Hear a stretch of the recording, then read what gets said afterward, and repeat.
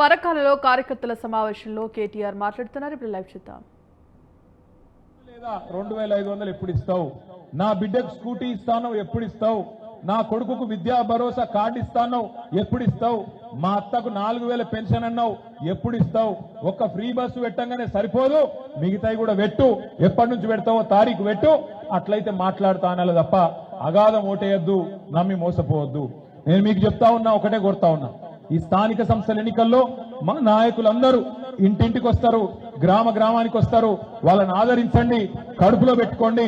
వచ్చింది వాళ్ళు కాదు, కేసీఆరే మీ ఇంటికి వచ్చింది అనుకోవాలి, కేసీఆరే మీ దగ్గరకు వచ్చింది అనుకోవాలి. మరి ఏ గులాబీ కండువా కప్పుకున్న అన్న వచ్చినా తమ్ముడు వచ్చినా మా ఇంటికి మా కేసీఆర్ వచ్చింది అనుకొని కడుపులో పెట్టుకొని వాళ్ళని కడుపు నిండా ఆశీర్వదించి పంపండి. మొత్తం ఇలా ఆటలాడుతున్న అధికారులు, ఇంతకుముందు అన్న చెప్తుంటే ఆ విషయం నాకు తెలియదు, ఎరువుల బస్తాల కోసం కూడా కొట్టుకునే అవసరం ఉన్నదా? ఇవాళ కేసీఆర్ ఉన్నప్పుడు ఆ పరిస్థితి ఉండేనా? కేసీఆర్ ఉన్నప్పుడు జనవరి నెల ఫిబ్రవరి నెలనే దేశంలో ఎవడు అడగనప్పుడు ఎరువులన్నీ కొనిపెట్టి తెచ్చి బఫర్ స్టాక్ పెట్టి మీకు టైంకి అందిస్తుండే. అందుకే కేసీఆర్ ఉన్నప్పుడు చెప్పుల వరుసలు లేవు. కేసీఆర్ ఉన్నప్పుడు ఆధార్ కార్డులు పట్టుకొని యూరియా దుకాణం ముంగట నిల్చునే దుస్థితి లేకుండే. ఇలా ఏంది పరిస్థితి? ఇప్పుడు ఇక్కడికి వస్తుంటే నాకు శ్రీనివాసరెడ్డి చెప్తున్నాడు, పరకాల టౌన్ లో మున్సిపాలిటీల ఆడ మొత్తం దగ్గర 100-150 మంది లైన్లో నిలబడ్డారు. చింకులు పడుతుంటే లైన్లో వణుక్కుంటా నిలబడ్డారు. ఇంకోదికి ఇప్పుడే అది ఇక్కడ సంగెం మండలమా, సంగెం నల్లబెల్లిలో ఎంత అన్యాయం అది! భర్త లేడు ఇంట్లో, కొడుకు లేడు, వాళ్ళ పేరు మీద ఆధార్ కార్డు పెట్టి 2 అదనపు బస్తాలు తెచ్చుకుంటే అది జైల్లో పెట్టేంత పాపమా? సిగ్గుందా ఈ ప్రభుత్వానికి?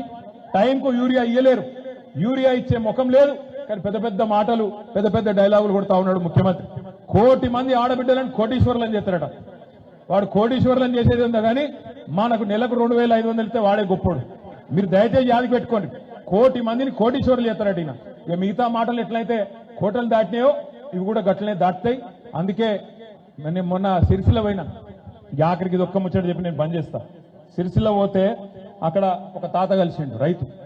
ఏం తాత ఇట్లున్నావు అంటే, ఏం చెప్పాలనే, పాలిచ్చే బర్రె నాయన పక్కకు పెట్టి తన్నే దున్నపోతుంది తెచ్చుకున్నాం, ఏం చేయాలి? ఇప్పుడు తంతుంది పాడుతాం, ఏం చేస్తాం? ఇంకో 3 ఏళ్ళు భరించాలి కదా అన్నాడు. మనకు ఆ కర్మ లేదు, 3 ఏళ్ళు భరించే కర్మ లేదు.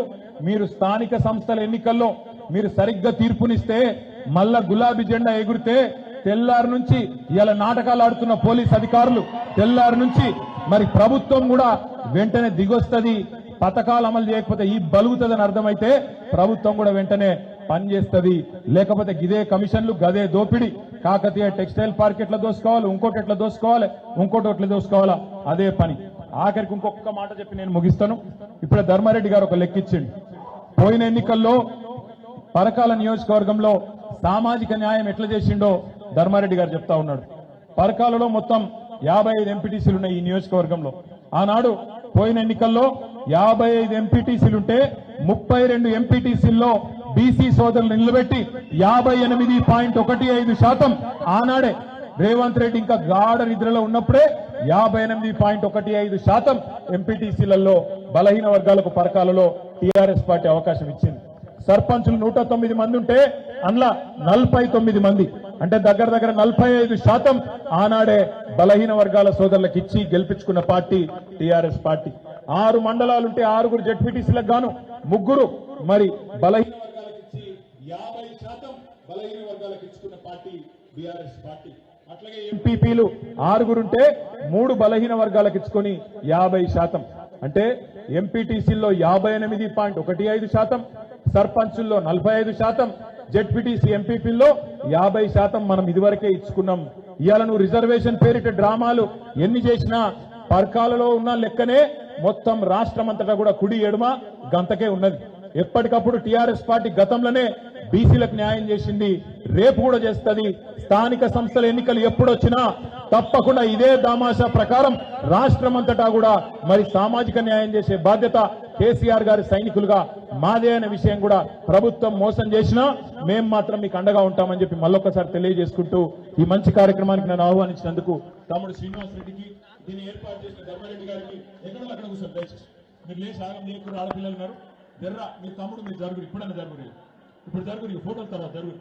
మళ్ళొకసారి మీ అందరికి నమస్కారం. జై తెలంగాణ.